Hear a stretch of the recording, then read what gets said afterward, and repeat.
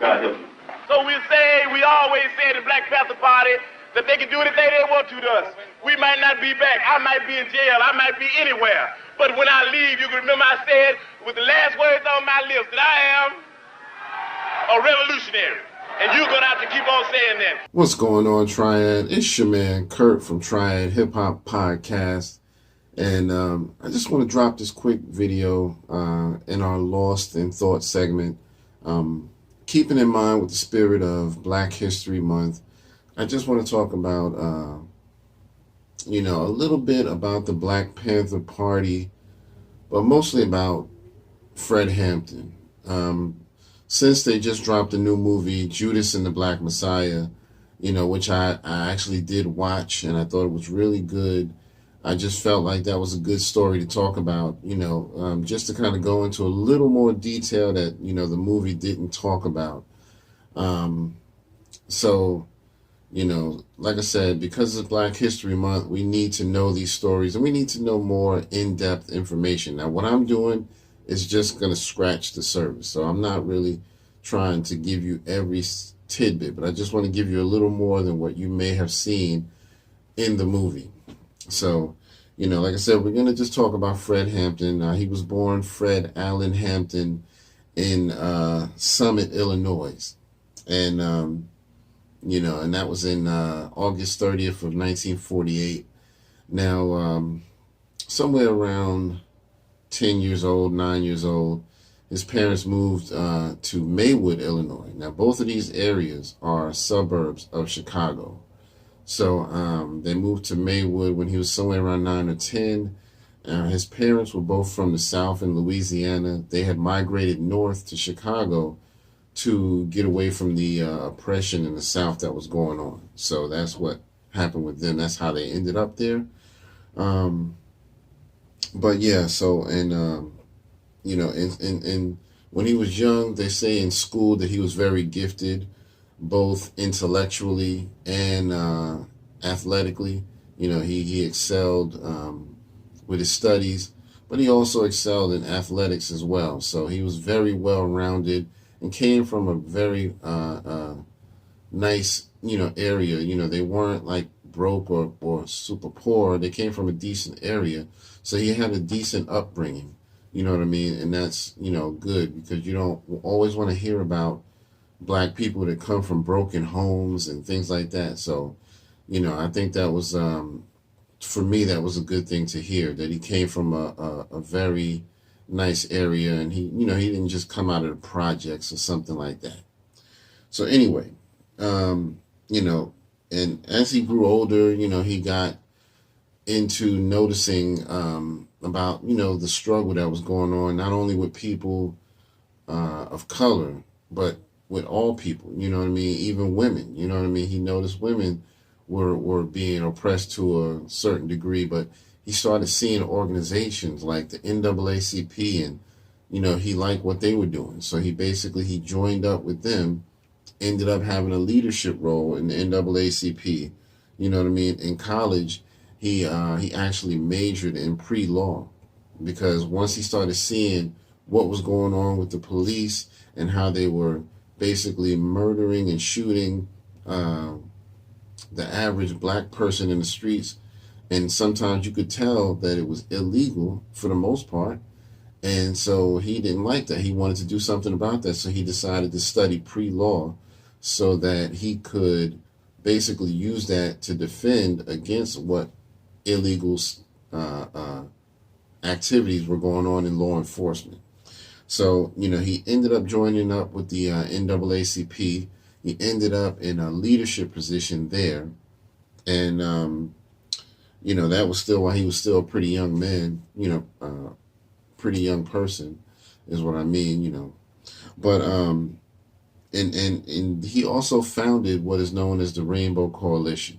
Now, this was an organization that was like all about multicultural unity and upliftment. He basically was saying, now this is not only a Black thing, but you as the Asian, you need to understand that you're not being treated equal. You as the Hispanic, you're not being treated equal. You as the Indian, you're not being treated equal. and we all need to unify so that we can fight for our equal rights and things like that. So he helped found the Rainbow Coalition. Now,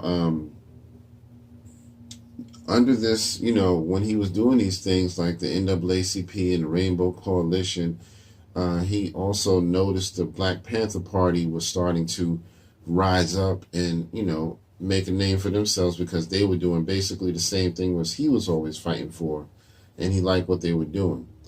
Now, during his time under these roles with NAACP and the Rainbow Coalition and Black Panthers, he was doing things like uniting major Chicago street gangs, because eventually when he got into the Panthers, he moved to Chicago.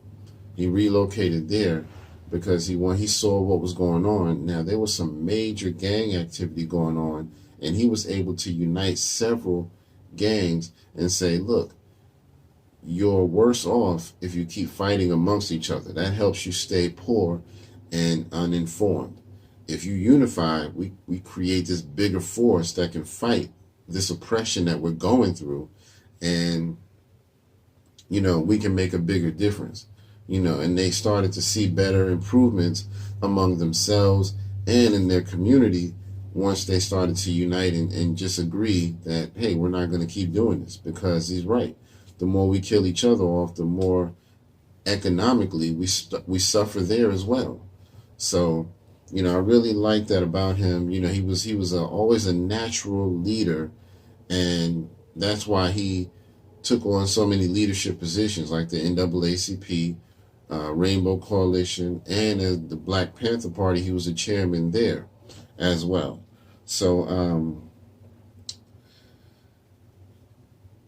before I go too far, let me switch up the subject a little bit, because once he got into the Black Panther Party, he pretty much became a major target at that point by law enforcement, especially the FBI. So the FBI was headed by J. Edgar Hoover, and he actually helped found the whole organization of the FBI.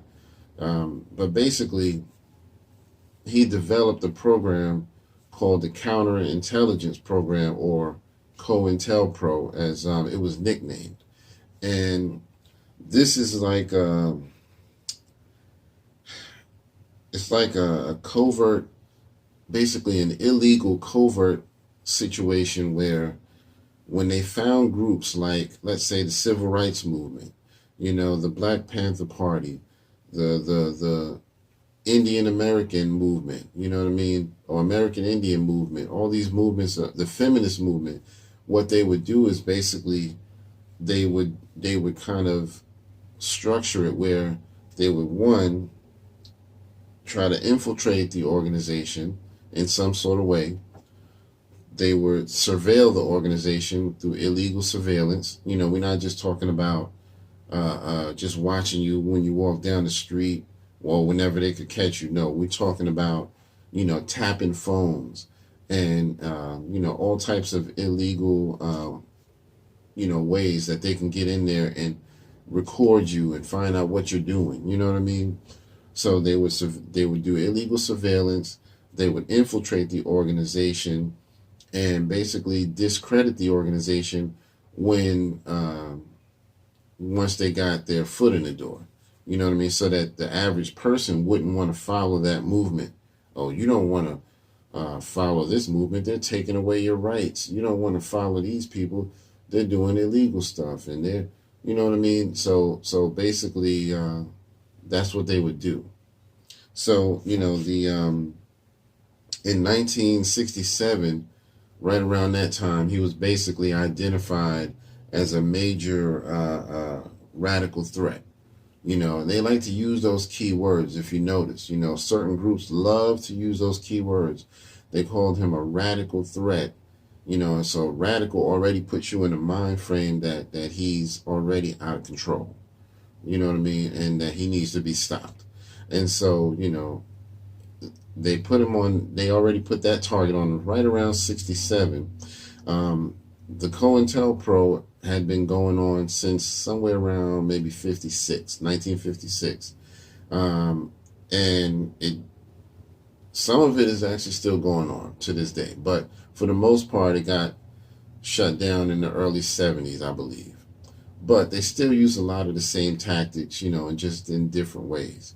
So anyway, um, right around 67, they labeled him a radical threat so that they, could kind of get the public on their side as he's not somebody you want to trust and you need to stay away from him because he's basically building up this crazy army of people to do bad stuff. You know what I mean?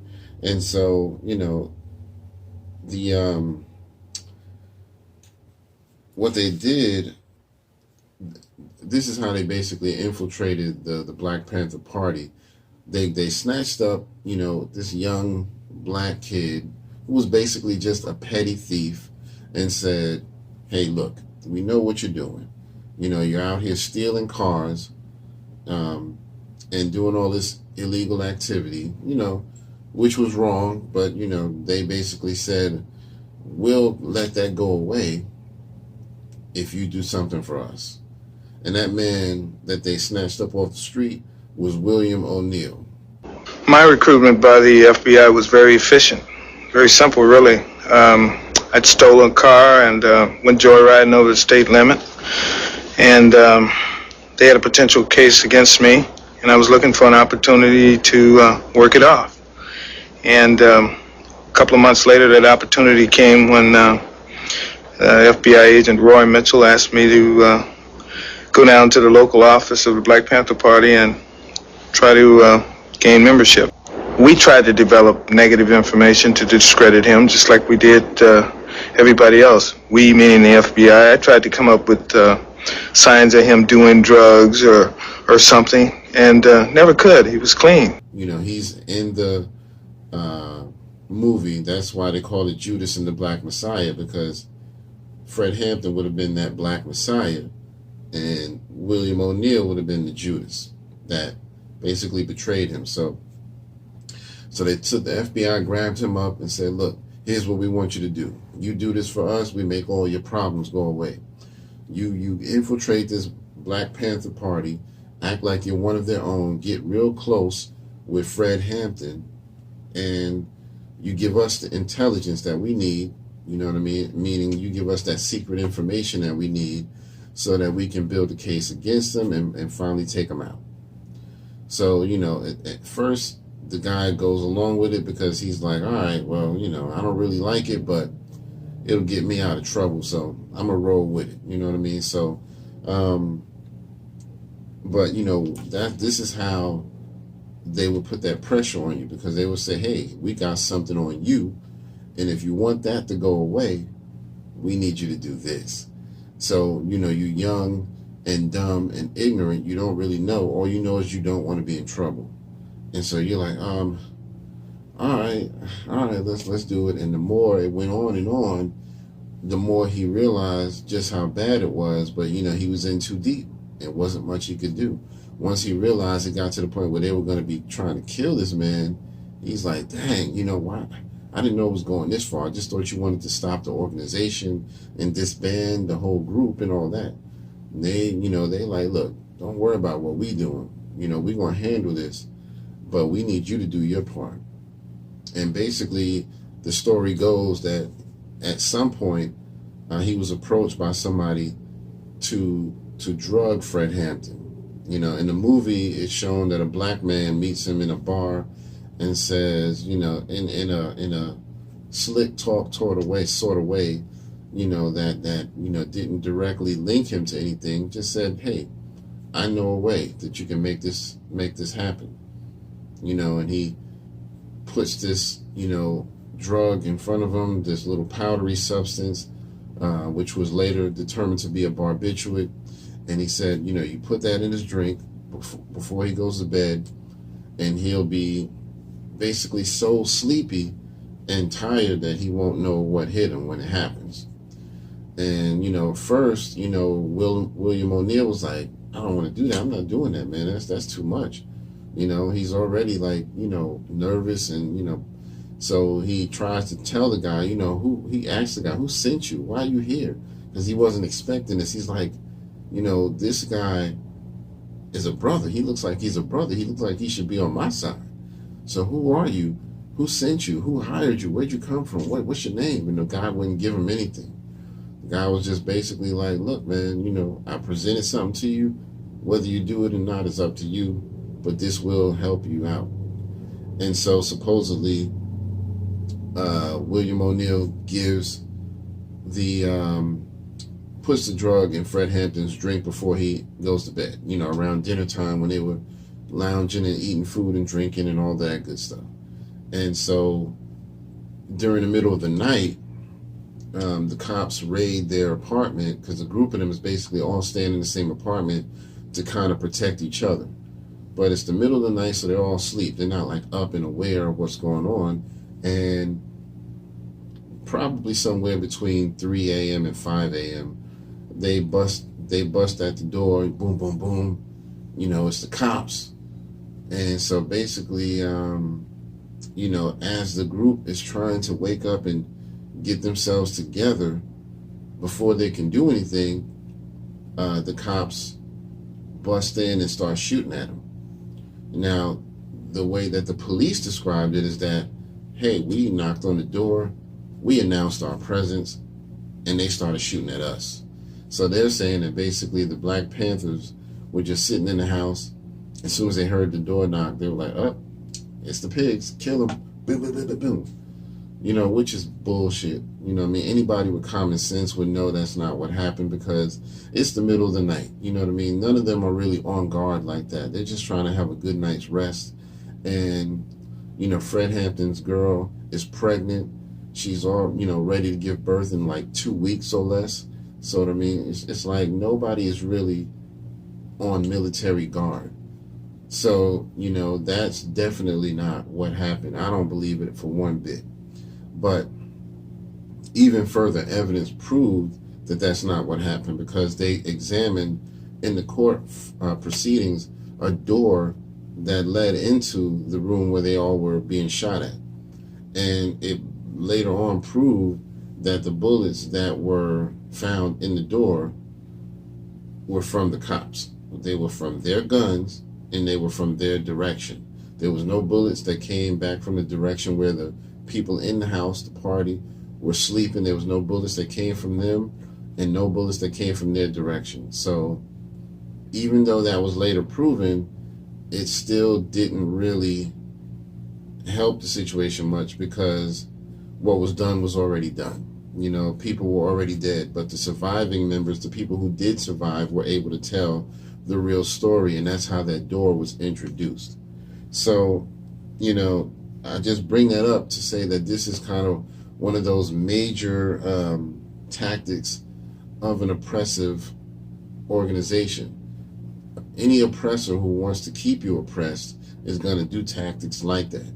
They try to infiltrate, they try to do surveillance, and they try to make their tactics legal and your tactics illegal. So that basically no matter what they do, it can be looked at as, well, that was the legal thing to do. They did the legal thing. Because what they basically ruled Fred Hampton's death as, and he's not the only one that died, but it was ruled as a, what do they call it?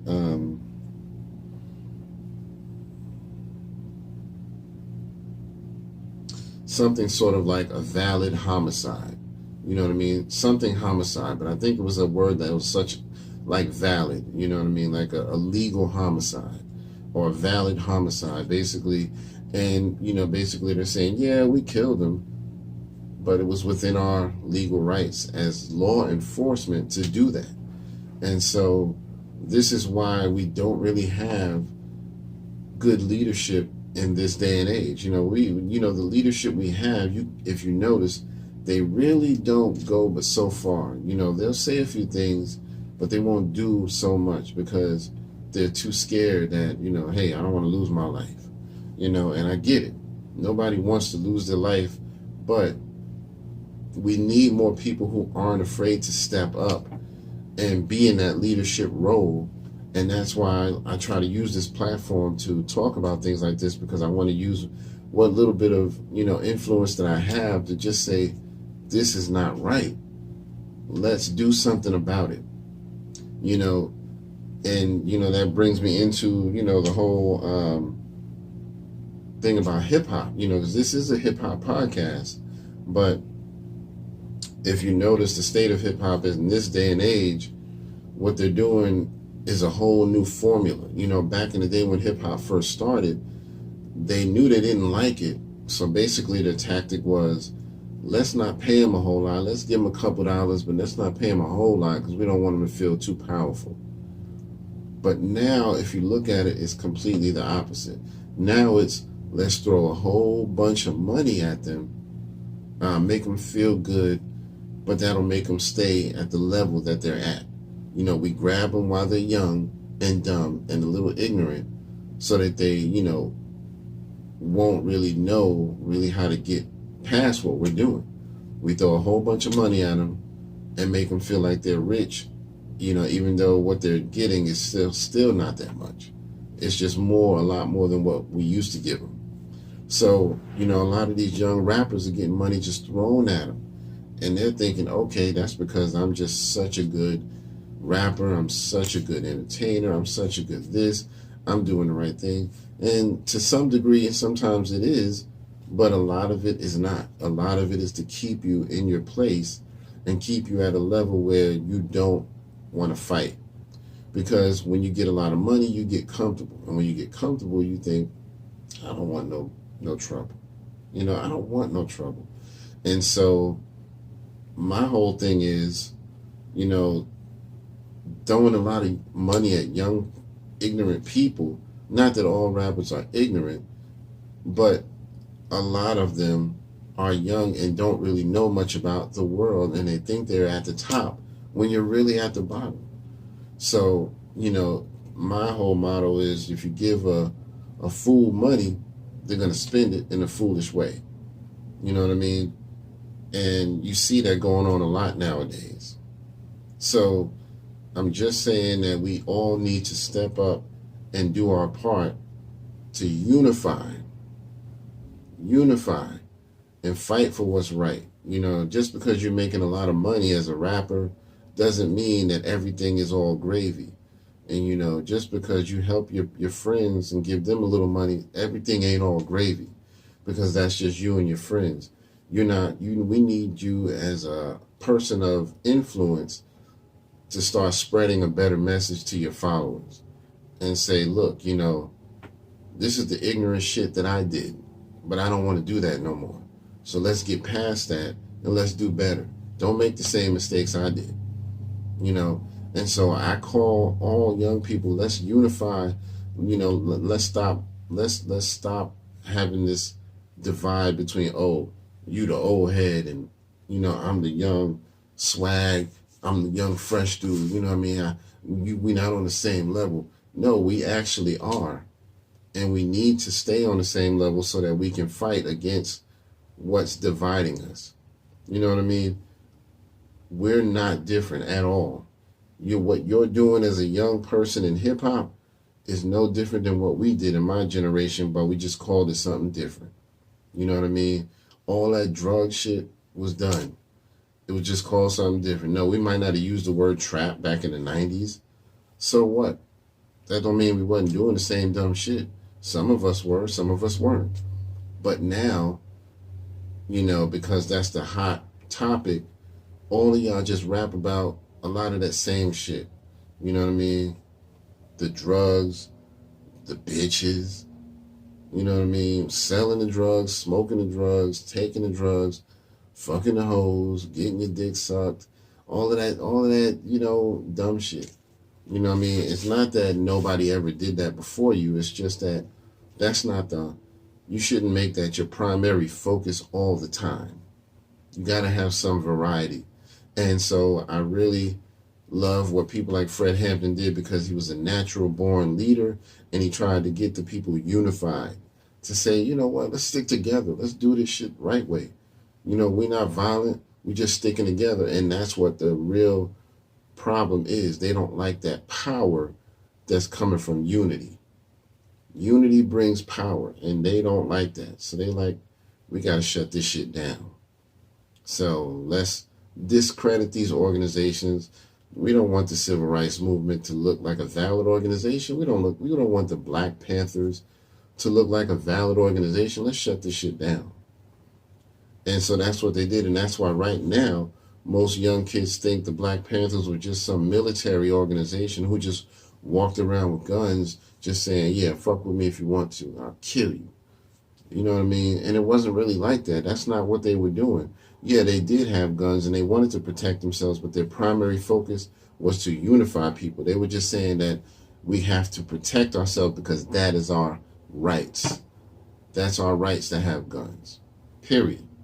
So that's my little rant. Again, happy Black History Month. I just wanted to drop that because I think the stories of people like Fred Hampton are very important. They murdered this man in cold blood, blew his brains out, and he wasn't afraid to die because he knew this is what I'm here for. If I have to die for this, so be it.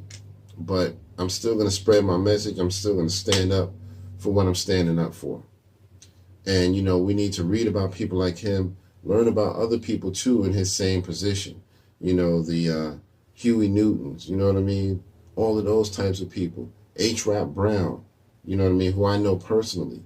And, who is still actually in prison right now because of COINTEL and things like that were aimed to basically take people like him out. And, hopefully, he will get free. He goes by Imam Jamil Al-Amin. You know what I mean? So hopefully Imam Jamil will be free soon. And I think we should all just try to educate ourselves. Read more, man. I cannot stress that. Read more. They used to say when I was a kid, reading is fundamental. And it really is, man. Just read some books, man. I mean, because that will take you to a height that you will never see before. You know what I mean? You think that school educated you. No, school indoctrinated you. You know what I mean? They're not here to really fully educate you. They're here to indoctrinate you to a certain pattern of behavior, a certain course in society. You follow this course that we set up for you, and you'll end up at the level that we want you to be. May not be what you like, but it'll be what we think is good for you. And so that's why I'm cool with school, but I'm even more cool with educating yourself. Because educating yourself will teach you things that school will not teach you. So do that.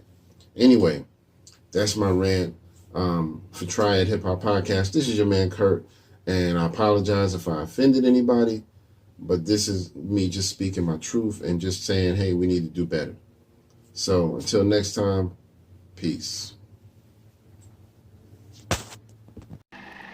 All we want to know is that you're doing what we'd be doing if we were here. And you got to do that. You can't do it unless you believe that you can do it. In the spirit of liberation, we understand that they want everybody in the party in jail. So the quick solution, the speedy one, nobody goes. Nobody goes. We all stay right here. With the people. Because we love the people. Okay, you can put your hands down now. We say all power to all people. We say white power to white people. Brown power to brown people. Yellow power to yellow people. Black power to black people. X power to those that we left out. We say Panther power to the Vanguard Party. Before you go to bed tonight, say I am a revolutionary. Make that the last word. Say that. I am a revolutionary.